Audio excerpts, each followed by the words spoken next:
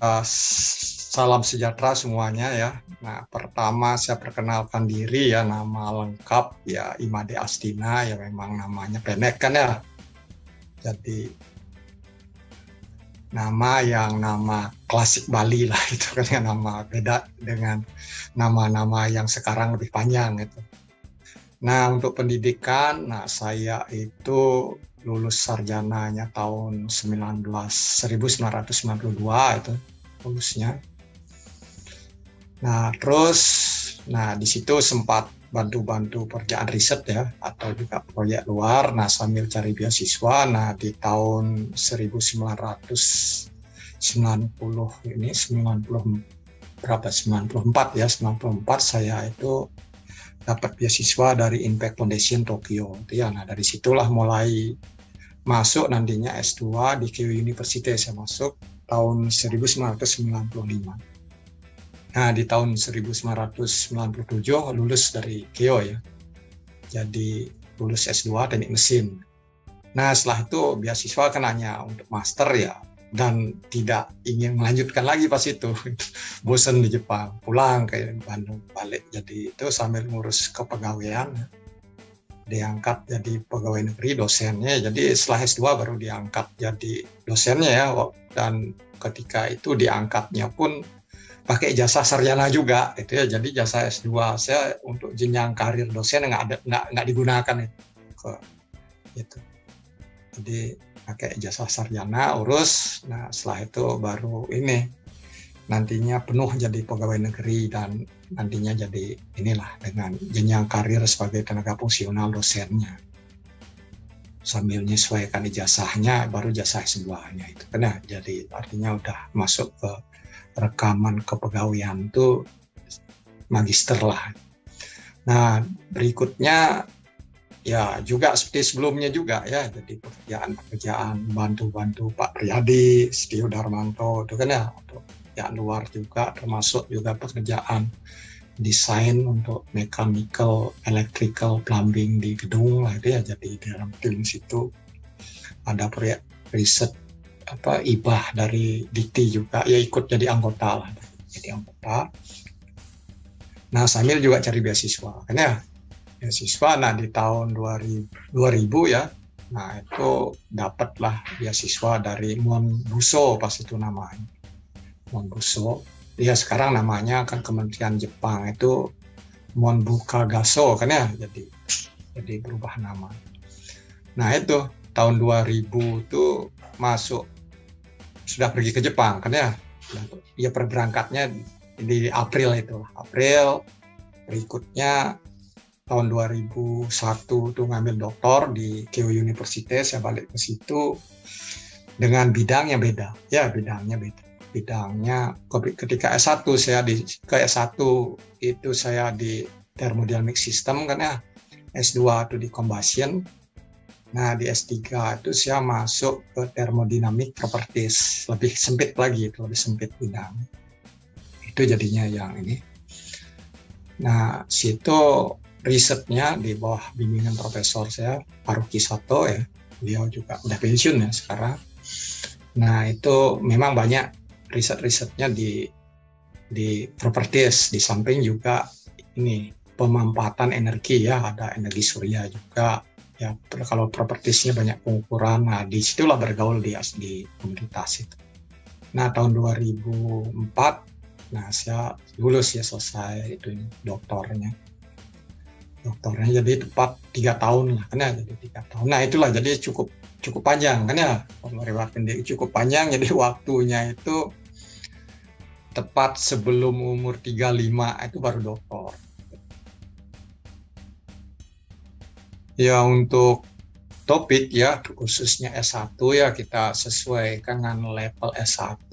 Nah, untuk sekarang ini tema-tema yang ada itu anak bimbingan saya ada di pemodelan persamaan tingkat keadaan ya, equation of state itu.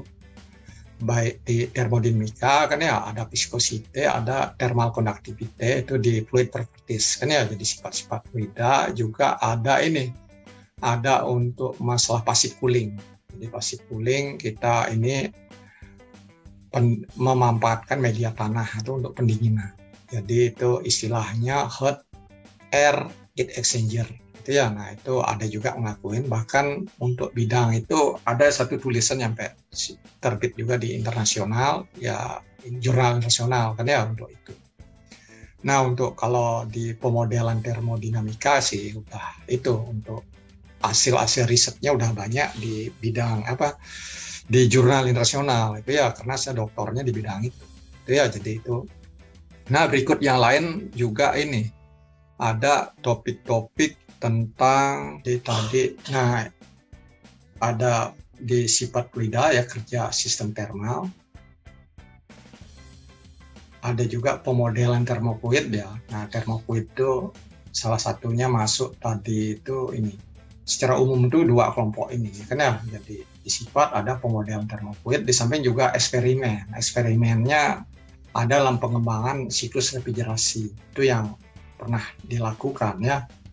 Dilakukan, tapi sekarang itu karena saya itu nggak ada pegang riset funding, sehingga lebih ke pemodelan ya.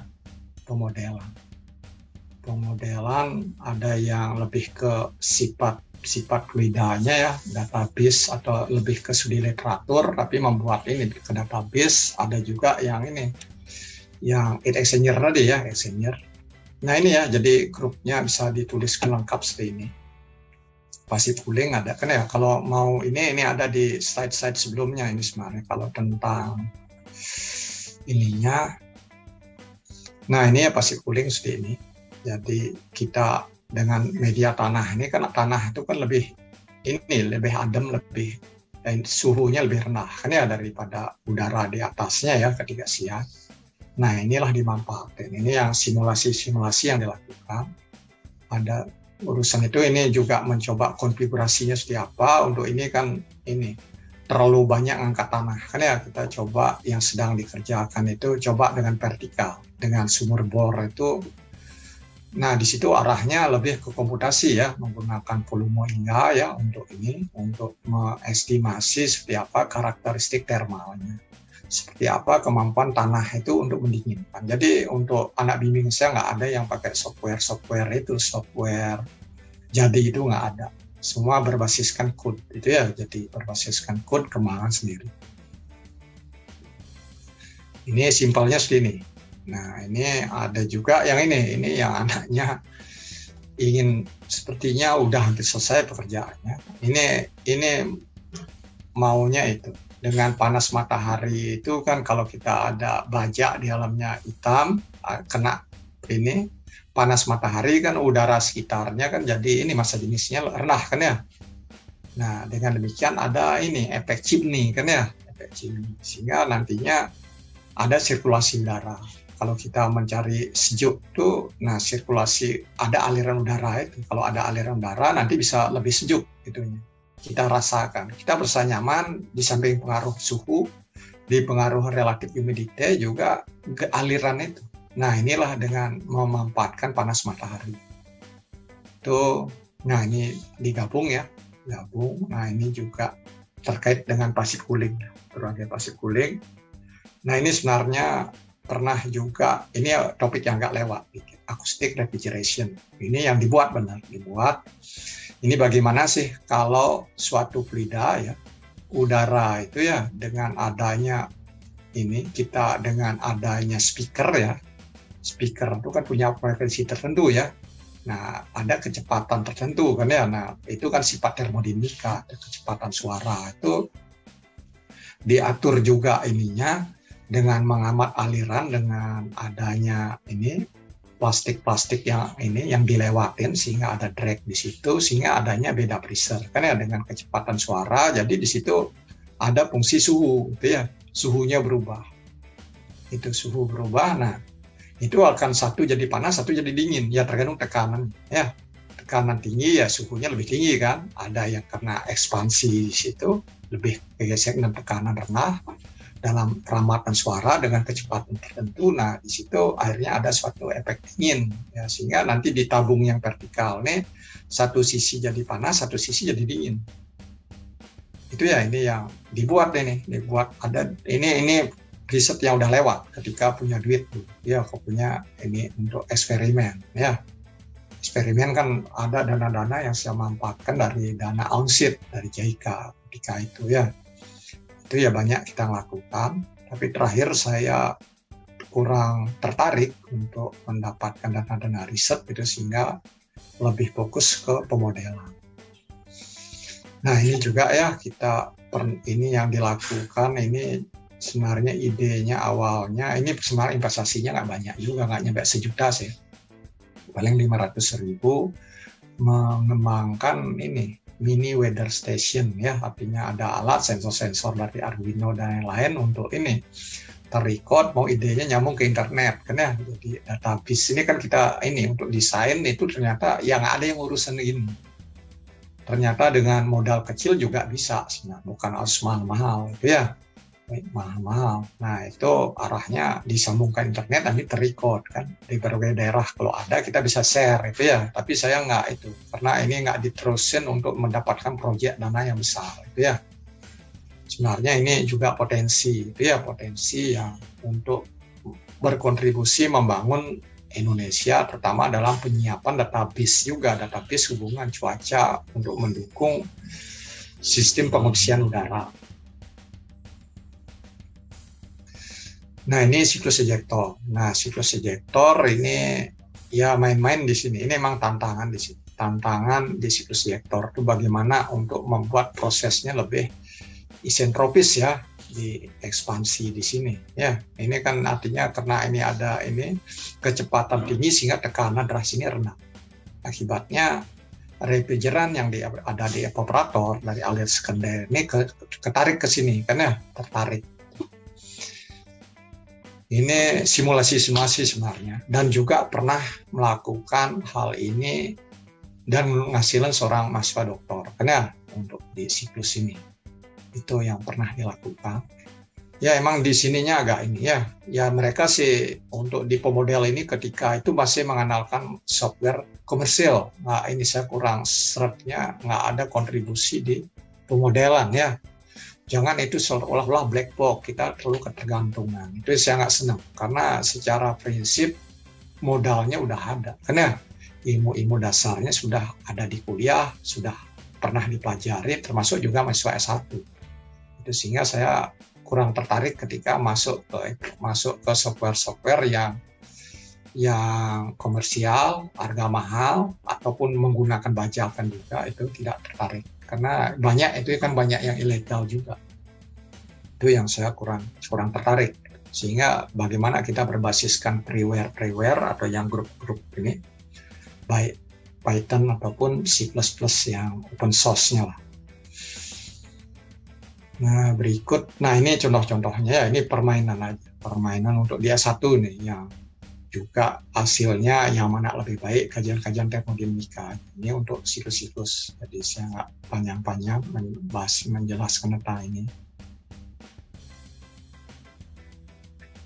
Nah saya sekarang lebih risetnya untuk eksperimen saya agak kurangin itu ya, dan tidak sibuk untuk nyari dananya. Itu jadi kurangin, lebih banyak ke ini simulasi dan pemodelan ya. Simulasi dan pemodelan sudah tentu hasilnya apa ya, hasilnya ya punya kemampuan menulis ya, kita bisa publish di jurnal-jurnal. Saya pun punya jurnal yang Q1 pun ada tulisan saya, bahkan dengan mahasiswa S1 pun ada ya bisa tembus kan ya, dan ada dana risetnya itu, ada dana risetnya. Sekarang kan banyak dana riset janji nulis di jurnal Q1, tapi saya tanpa itu ya bisa dengan pemodelan itu ya. Nah itu kita akan masuk hal-hal yang lebih ini, ada yang saya juga tertarik di ya drying ya, kita juga ini ke fundamentalnya, karena itu ada hubungan pekerjaan industri juga yang banyak dibutuhkan ya. Ada untuk perangkat lunak yang simpel-simpel pun juga bagaimana desain itu juga dibutuhkan industri. Sebenarnya industri itu ada industri yang secara manufaktur walaupun tidak tinggi sekali tapi dia bisa buat, tapi nggak bisa ngitung kan ya, membantu orang-orang kita itu ya. Kalau mereka anak suruh beli software mahal-mahal ya nggak mampu juga ya, budgetnya habis untuk itu. Itu ya, itu yang situasi di industrinya seperti itu. Jadi untuk yang kecil-kecil terutama kan ya, untuk industri-industri yang kecil ya, ya membangun ini pabrik ya, pabriknya nggak gede-gede sekali, artinya ya tetaplah membuat heat exchanger dengan daya untuk kondensasi dengan nyampe 5 kilowatt itu kan ya, ya itu kan ya harganya berapa, dengan kalau bagi mereka, kalau mereka diminta untuk desain ya dengan software itu mereka nggak tidak mampu bayar itu kan ya dalam prakteknya. Kalau yang legalnya, kalau kita bisa bantu, nah itu juga bisa riset dalam bentuk software kan ya, software. Nah hanya yang untuk yang jadi masalah bagi saya untuk ini berkelanjutan itu ya, berkelanjutan. Kalau Anda perhatikan di luar negeri, karena dosennya itu terus menekun dan berkelanjutan ya, berkelanjut. Seperti yang software tadi, database itu yang saya tampilkan itu kan perlu berkelanjutan itu ya, dan terus dijaga terus gitu.